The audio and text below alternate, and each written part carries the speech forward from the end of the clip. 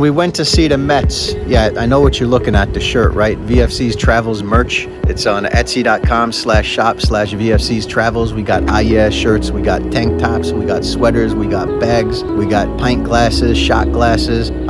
Check it out. Anyway, last time we went to the baseball game, we saw the Mets in Nationals Park. We talked about, is baseball a dying sport? And we talked about some of the reasons why it might be. So we're gonna readdress this when we go to Citi Field in New York City. Went to the second game at Citi Field this season. They had just unveiled the Tom Seaver statue outside the stadium, which is huge for Mets fans. Uncle Steve Cohen took over the team. He's bringing back our history. Bringing history is a part of us. It's too bad they couldn't get that statue up there before Tom Seaver passed a couple years ago, but it's there now.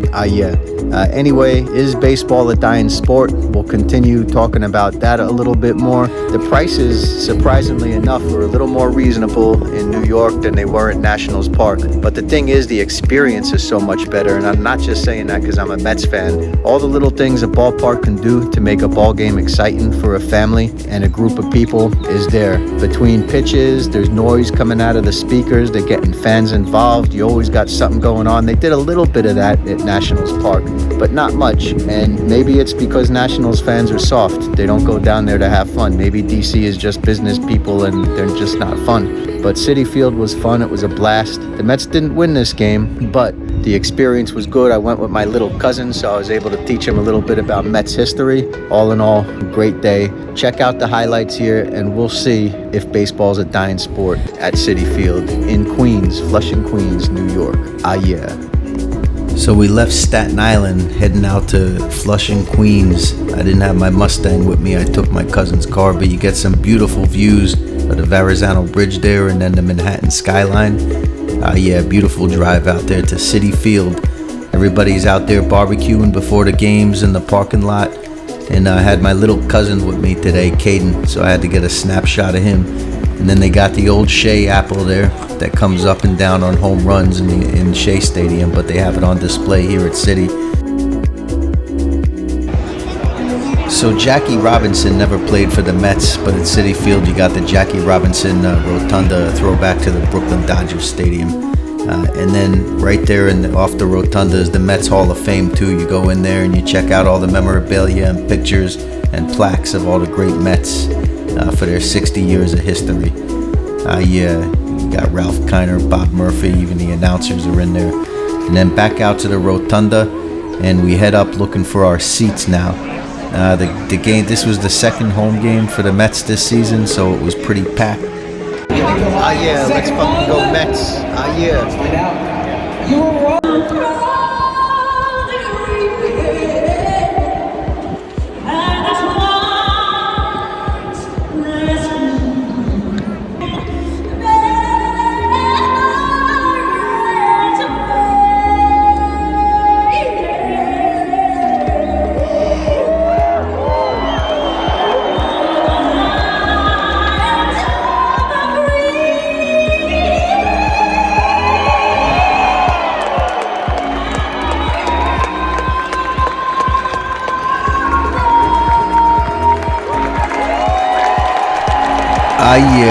Play ball now. Set it down there in Washington. Let's go Mets. You got all the 7-line Mets fans in orange out there in center field. And I got these last minute seats out here in right field, and I gotta say we were the second row back from the field level, although it's right field, you're not on the infield, but the seats were very, very affordable, maybe $42 each.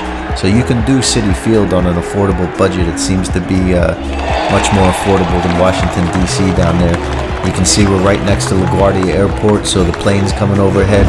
And can you hear the cowbell man banging his cowbell, getting the fans going? He's been around Shea Stadium and Citi Field as long as I can remember. So in the third inning, we went to get little Cuz a hat and a Mr. Mets doll, and then back for the Let's Go Mets festivities.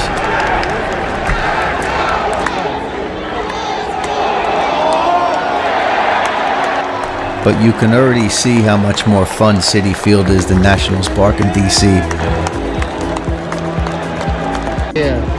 Let's go Mets. But the other thing that Citi Field had that Washington, D.C. didn't, and this is huge, is we got the kraut. Like, how you gonna serve a ballpark hot dog down in D.C. without the freaking sauerkraut? And we got relish, and we got chopped onions, and we got all the mustard. It's not like D.C. We got kraut this time. Ah, yeah. Let's fucking go Mets. The problem is I had so much mustard on my hot dog when I was trying to catch these t-shirts and balls for the kid that I ended up wearing that mustard all over my shorts. But you see how lively this stadium is? Even when the Mets aren't winning or the score's tied, there's always something going on. There were times down in Nationals Park I felt like I was in the freaking morgue. But Citi Field's lively the whole game, no matter what's going on.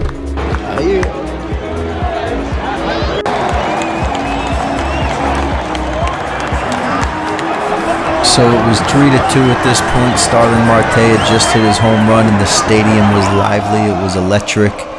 We thought the Mets were going to have an 8th inning comeback win.